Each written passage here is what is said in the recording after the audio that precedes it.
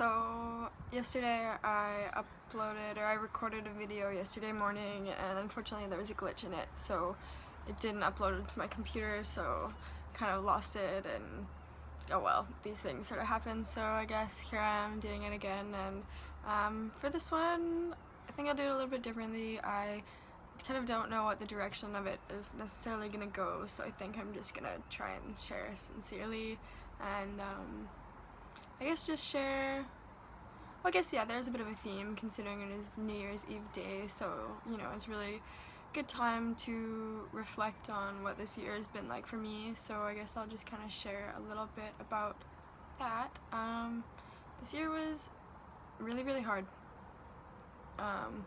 which I've definitely made it clear in the past as well. It started off really amazing, and last year was really a beautiful year in terms of connections.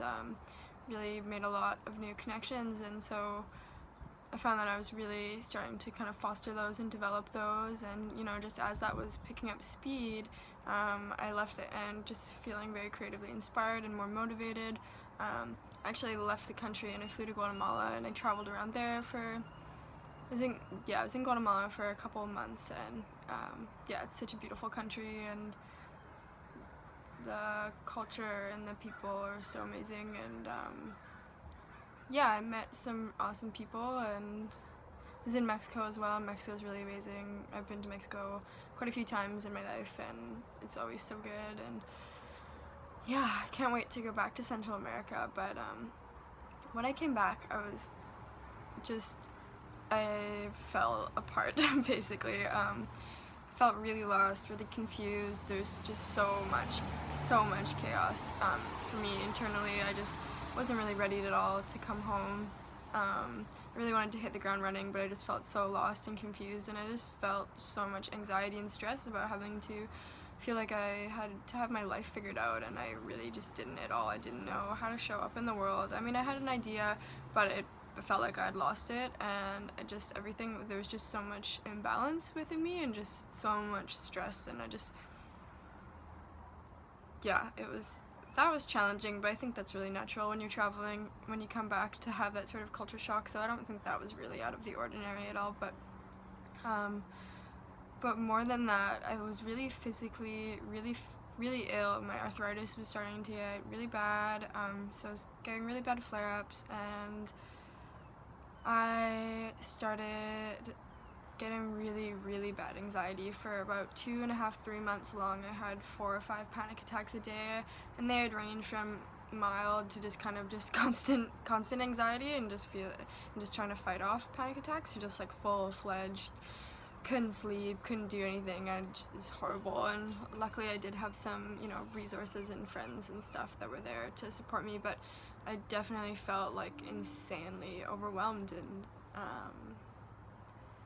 yeah, so overwhelmed, and you know, thoughts that would frequent my mind were that I was dying, and yeah, I kind of constantly thought that I was dying, or I was gonna have a heart attack, or just anything that could go wrong, that I was gonna have a brain aneurysm, or that usually it was that I would faint and hit my head, or just that I would faint or I would die and no one would be able to find me. So pretty like heavy kind of stuff, and even, yeah, it kind of just felt like someone had hijacked my brain, and even at times, yeah, it felt like something that had hijacked my brain, and that one of my biggest fears was that this like cloud or whatever, this source of energy, would convince me to do something that I really didn't want to do, but I wouldn't be in a stable enough frame of mind to be able to be like, actually, no, this isn't what I want. And for instance, to give an example of that, I was in my room and I felt so ill, and I felt like I had to lie down, and when I laid down, there was this voice in my head that said, and then kill yourself. And I've never been suicidal. I don't want to die. I love life so much, and yeah, I really don't know where that came from, but it was there, and that's cool, I guess. I don't know. I think that it's really important to hear out all these, not act in them. really important to not kill yourself, but important to hear that there's something inside of me that was kind of screaming for that, or screaming for some sort of attention, and attention, and I just needed to see it and kind of hear it out and see what part of me was suffering so deeply. And I also, a lot of these panic attacks were around eating, because I noticed every single time that I ate something, or most of the time, every single meal, more or less, I would have a panic attack within 10 minutes of eating. And so, and I had to do with sugars and like carbs, and I just kind of really knew intuitively that I was like, there's something going on in my gut. I know that I'm not mentally super well right now, that I'm definitely experiencing stress, definitely experiencing anxiety. But I feel like a lot of it, the source of it, is to do with, of course, the energy that I was carrying with eating. So obviously being stressed when you're eating is not going to help. So working on that has been really awesome. But on top of that, more than that, I felt that there was something going on with my digestion, and I ended up going to a naturopath and getting all of this testing done, and a few weeks later I got my lab results back, and I had, little did I know, 2 parasites and 2 bacterial infections and a really extensive overgrowth of candida. And candida is, if you're not familiar, it's a yeast fungal overgrowth, and it sucks. It's so brutal. And basically what it does is it creates these spores that, and it can exist anywhere in your body,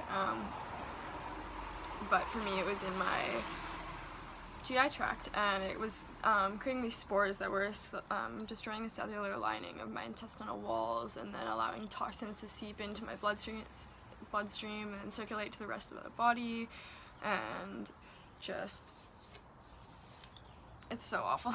And treating it is really, really hard as well, because if you kill off the yeast too quickly, or too much at once, it creates all these die-off symptoms, and it just releases its own set of toxins when it's dying off into your body. And if you can't eliminate it and get it out, then it just makes it so much worse. And so that's where actually a lot of the anxiety was happening for a while as well, is because I keyed into that and started kind of doing my own research and just attacking it so hard. And so anyways, when I found out and started taking on the recommended treatment protocol that my naturopath gave me, and pretty much immediately, like tables had turned overnight kind of thing, immediately felt better. And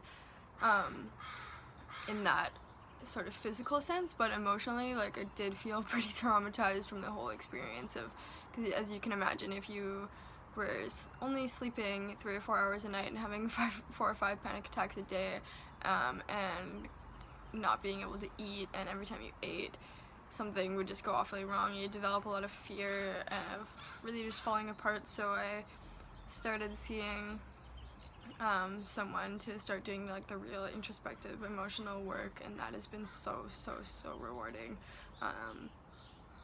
So I do that once a week, and I get assistance for that. And I think when I understand that sort of whole thing a little bit more, I'll probably share more on that. But yeah, really doing the past couple months just like deep introspection work, and even when I'm not seeing my friend who is assisting me on it, I actually do a lot of it on my own as well, and so spend most of my time meditating, or really without distraction. To be able to meet ourselves is a really amazing thing.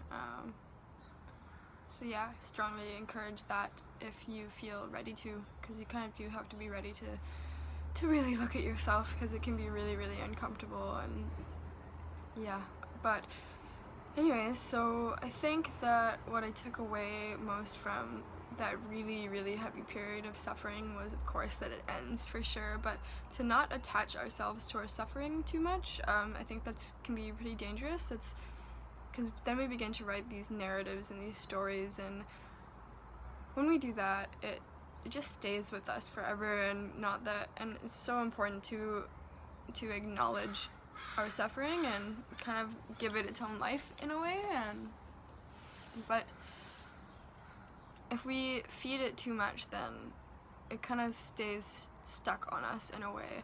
And so it's really important to give ourselves the time and to practice trying to process it and just let it kind of exist, and you'll eventually come out the other side, and no one can tell you how to do that. But all I can say is just keep digging, and you will find the relief that you're looking for. And yeah, that we don't deserve to suffer. We really do deserve to thrive and to not suppress. Suppression is something that is kind of my own suppression has acted by myself, is something that is kind of I've plagued myself with my whole life, and is still working on it a lot. But there just kind of seems to be this general theme of here's your suffering, here's your shit, and now overcome it and grow from it and then share it. So I think in the new year I'll definitely expect to be sharing a little bit more like this in a less planned way, and just kind of rambling on about stuff and just whatever's going on, and hopefully that it registers for some people. If not, oh well, then it's not for you. Then I guess it's just for me to make these videos and whatnot.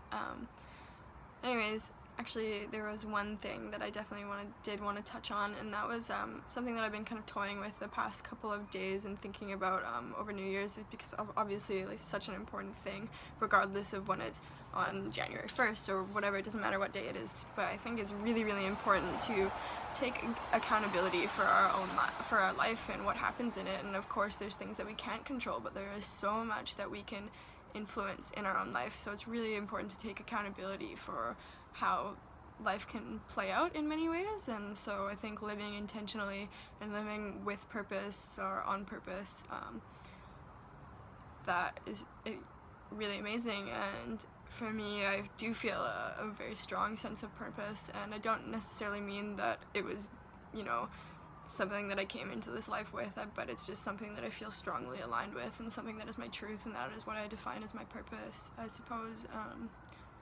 Not gonna go too much into that, but if you don't have that sort of feeling, then just keep exploring. Keep trying to find what you're passionate about, and then and part of that is sharing, for sure.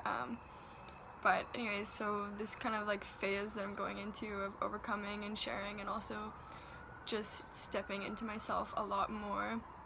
And so a way that I've been kind of able to envision that and get much clearer on it is to really just envision yourself as someone that you would fall in love with. And yeah, it's pretty simple. What are the qualities that you have, like when you just get really, really clear, like what are you doing, what's making you thrive, what's making you breathe, what's making you move, what's around you, who's around you, what are you touching. Just get as clear visually as you can, and when you can really get a really good picture mentally, and you can achieve this in many ways, but when you get a really good, clear picture, just really just feel it in your body, because when you give it that sort of presence and you really just kind of root it into your physical sense, it really just makes it that much more real. And feel it as if you're already there. Feel it as if you've already arrived at being that full person, that is expressing all of these values and with all of that integrity, and just totally just walking in that truth. And then remember that you already are that person, and that all of those qualities are within you, and it's just a matter of time and practice and really bringing it out and just keep affirming that. And I find it also helpful to kind of give these things like a timeline. So what I figured is what is something that I can do within the next 24 hours to bring out one or two or all of these qualities. Usually just one or two is pretty good. So one thing in the next 24 hours and 3 things in the next week that you can do to bring all these qualities into being, and so that we aren't suppressing anymore, and because we should express, and we deserve to thrive and live full, rich lives where we feel alive.